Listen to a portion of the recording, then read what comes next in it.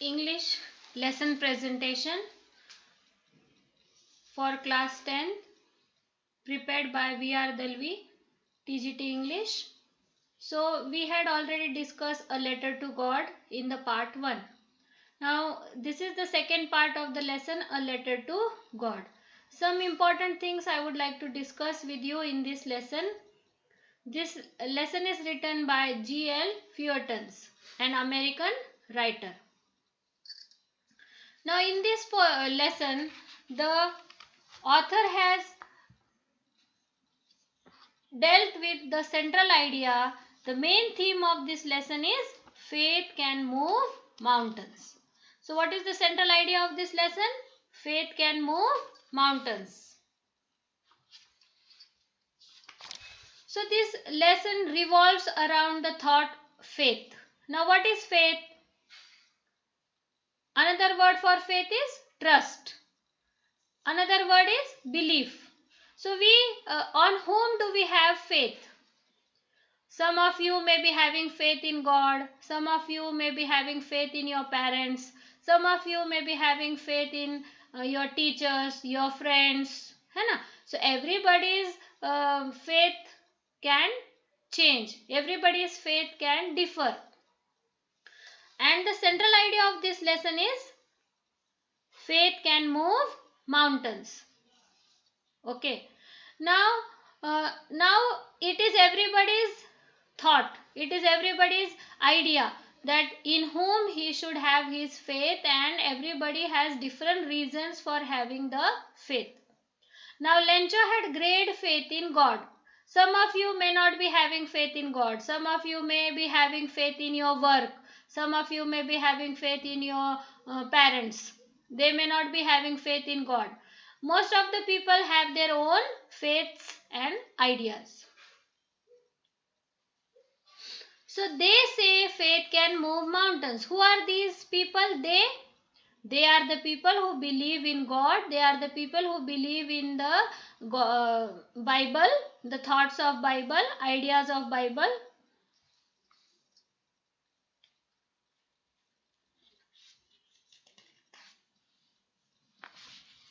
Now in this lesson, there are three important things we have to discuss. First is Lencho had a hope, and Lencho had three hopes. The first hope was faith. The first hope was he needed a downpour. The second hope was that the downpour passes quickly. And what was his third hope? His third hope was help from God. Are you getting? And in this lesson, the author has discussed many figures of speech. Now, what is speech? What is speech? We had discussed in our class. Speech means sentence. Yes or no? Sentence, like we have parts of speech, like we have figures of speech. Sentence means what? A group of meaningful words.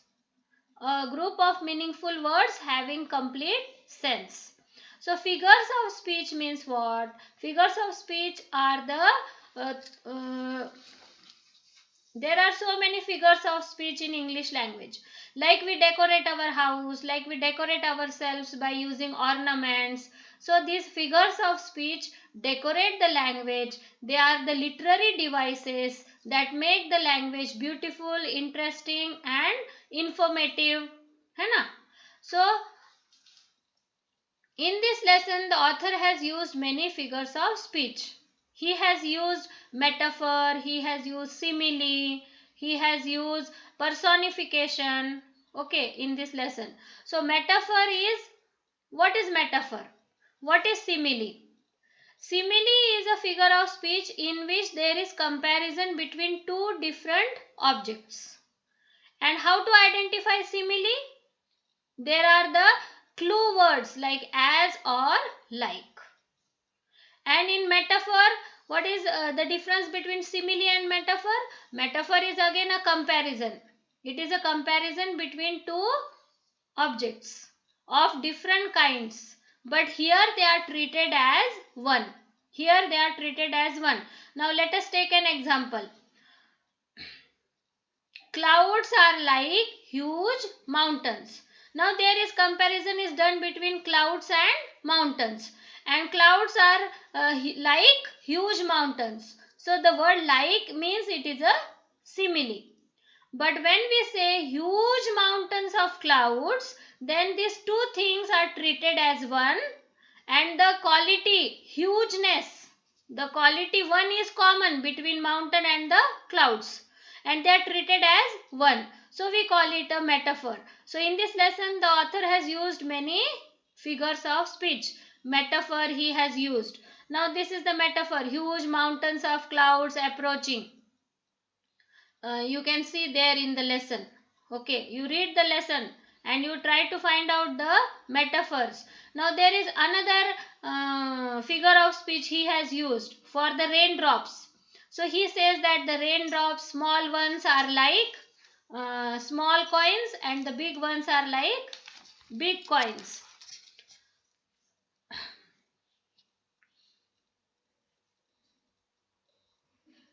Big drops of rain began to fall. In the northeast, huge mountains of clouds could be seen approaching.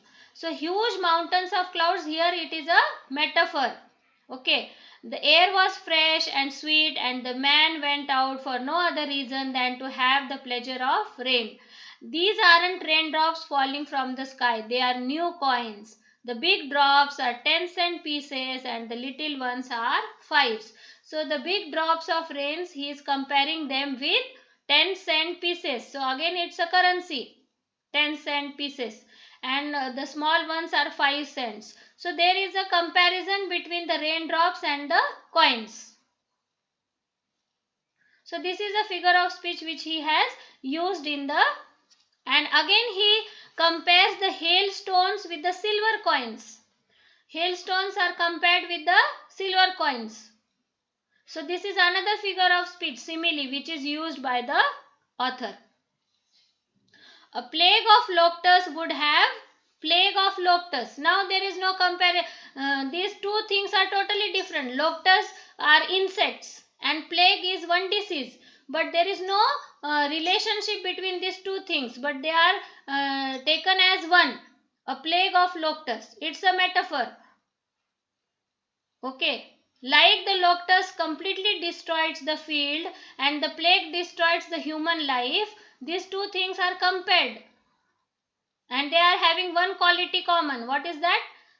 The disease, plague, which can kill.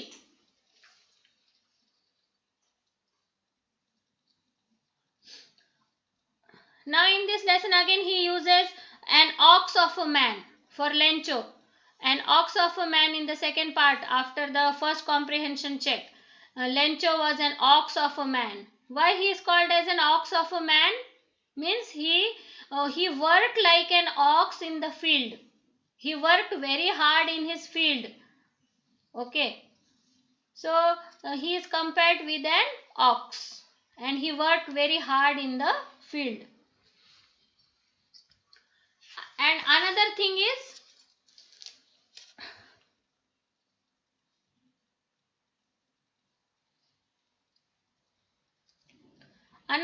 we have to discuss in this lesson is Lencho had complete faith in God, but he had no faith in human beings. Yes or no? He had no faith in human beings. Because the post office people who helped him, he called them bunch of crooks. Now if you were in place of Lencho, what you would have done? Would you have called the post office people bunch of crooks? What would be your reaction? What will be your response?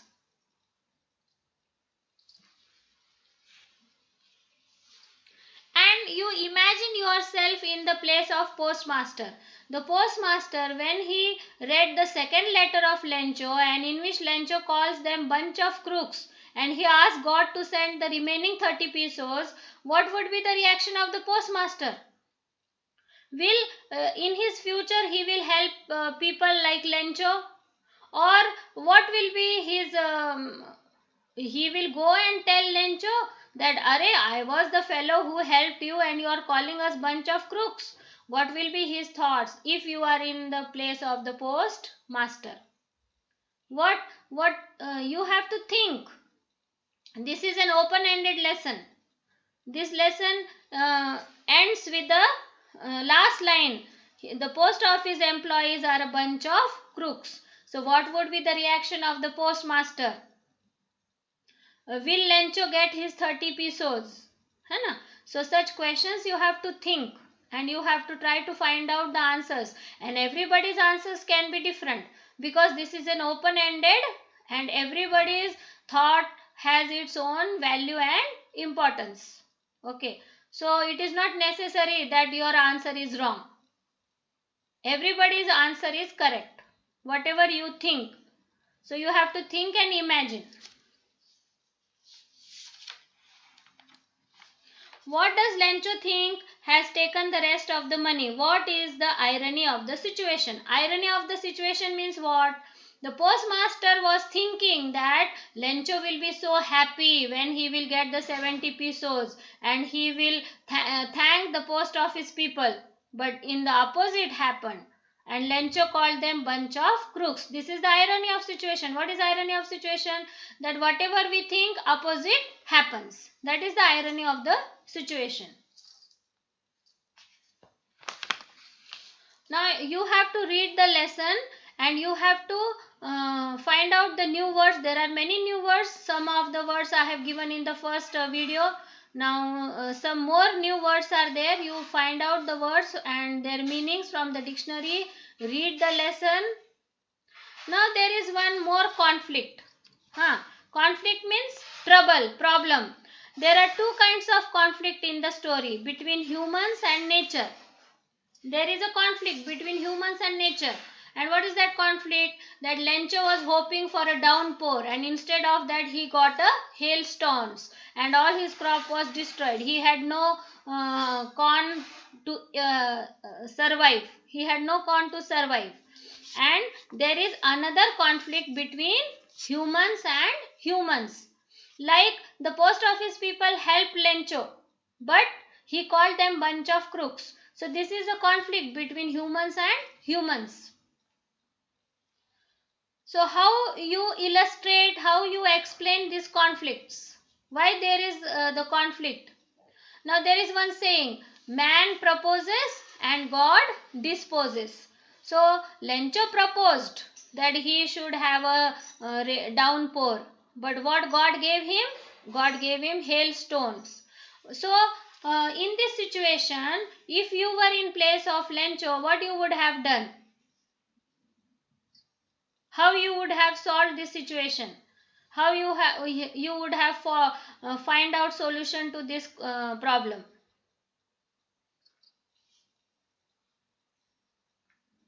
Now thinking about the language, so you have to find out the new active you have to find out the meanings of the words in question number 1.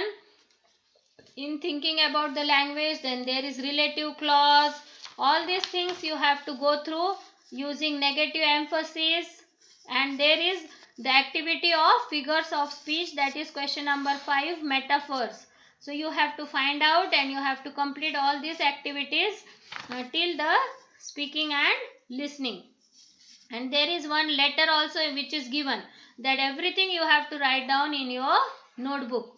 So you have to write down the word meanings, comprehension check, thinking about the text, thinking about the language, relative clause, all the activities, all the exercises which are given at the end of the lesson, you have to complete it in your classwork notebook. Already I have given you so many PDFs of summaries, so that all you have to go through and complete it. I hope you have understood this lesson, and if you have any queries, you can comment in the comment box. Thank you for watching.